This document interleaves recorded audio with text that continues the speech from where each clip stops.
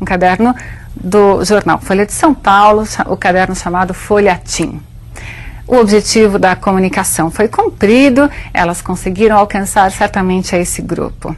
Ficou claro para vocês? Então, a linguagem coloquial será utilizada num texto literário se a personagem estiver falando, se houver ali a transcrição da fala da personagem, isso vai deixá-la mais autêntica. E num texto do dia a dia, não é? Como esse que nós lemos, mesmo sendo um texto jornalístico, se houver um propósito, uma adequação ao contexto ou ao receptor. Ficou claro para vocês? Então vamos lá. Vejamos mais uma variação linguística. Vejamos o regionalismo. Muito cuidado ao falar de regionalismos. O nosso país traz muitos regionalismos. Em estados distintos, temos expressões distintas para a caracterização de situações ou de objetos. Não há erro em haver essas expressões distintas. Vamos chamar simplesmente de variações adequadas. Claro, estamos falando de cultura e a linguagem é a expressão dessa cultura. Dizer, por exemplo, mulher, ao invés de falar mulher, dizer mió, ao invés de dizer melhor, pode ocorrer sim em certas regiões, principalmente na zona rural, sem que isso seja considerado um erro. E no texto literário, como será que a linguagem regional vai aparecer?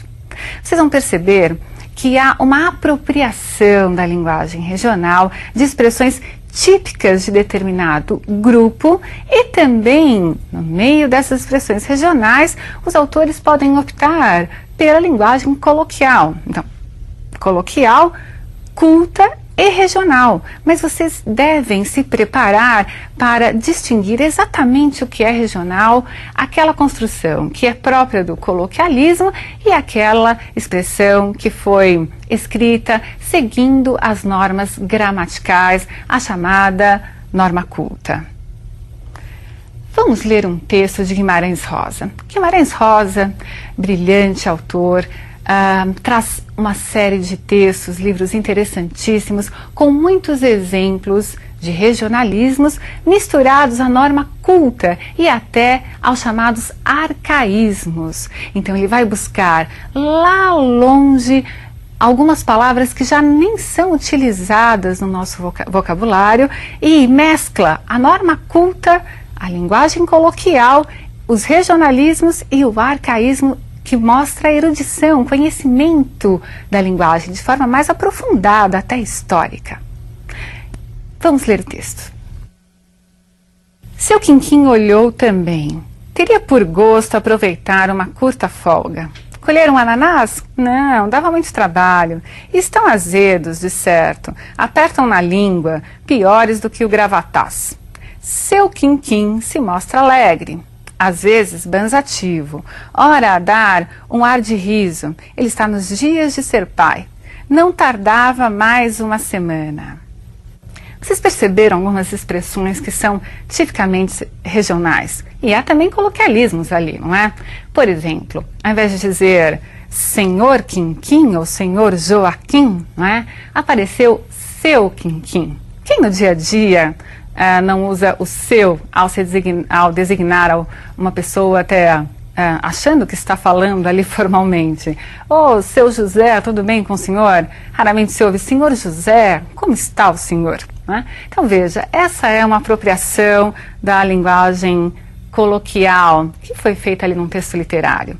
Mas as expressões regionais, não é? O não tardava, é uma construção bastante regional, né? Quando o próprio Guimarães Rosa escreve seus textos, ele busca respeitar essa característica da personagem, que é a de falar de forma diferente, com construções específicas naquele meio em que vive. Entenderam isso? Muito bem. Para encerrar nossa aula, vamos tocar em uma variação linguística que é muito interessante, muito próxima de vocês, também muito próxima a outros grupos sociais, que é a gíria. O que é a gíria? A gíria é um inventa-palavras, como diria Caetano Veloso. São palavras inventadas, criadas para designar situações, coisas, pessoas, dentro de um grupo social, como se fosse um código, não é? Às vezes, de tão usada essa linguagem, essa gíria, ela passa a se expandir, a fazer parte do vocabulário comum. Ela passa para o coloquial e, quem sabe, depois de um tempo, até a incorporar a norma culta. Vamos ler um exemplo em que a gíria aparece. É interessante vocês observarem que esse texto que nós vamos ler, apesar de trazer muitas gírias claramente identificadas, foi escrito por um maestro. Ele teve uma intenção ao usar a gíria. E você vai perceber qual é essa intenção. E vai identificar as gírias e identificar o propósito do maestro. Vamos ler. Pô, Erundina, massa! Agora que o Maneiro Cazuza virou um nome num pedaço aqui na Sampa, quem sabe te anima e acha aí um point para botar o nome de Madalena Tagliaferro, Cláudio Santoro e Radamés Inátali. Esses caras não foi crooner de banda a lá trogloditas do sucesso, mas se a tua moçada não manjar quem eles foi, dá um look aí na Enciclopédia Britânica ou no Grooves International e tu vai sacar que o astral do século XX musical deve muito a eles. Você percebeu logo no início? Pô, Erundina, esse pô é gíria, não é? E se a tua moçada não manjar, é gíria também. Dá um look aí, é gíria também. E você reconheceu a gíria. E você percebeu também, eu tenho certeza, que o maestro fez uso dessa linguagem para contestar. Espera aí, se cantores populares, artistas populares podem ter seus nomes em logradouros, personalidades ligadas à música erudita também poderiam. Muito bem, ficou claro para vocês? Pessoal, na próxima aula continuaremos a falar sobre redação e eu espero vocês. Um grande abraço.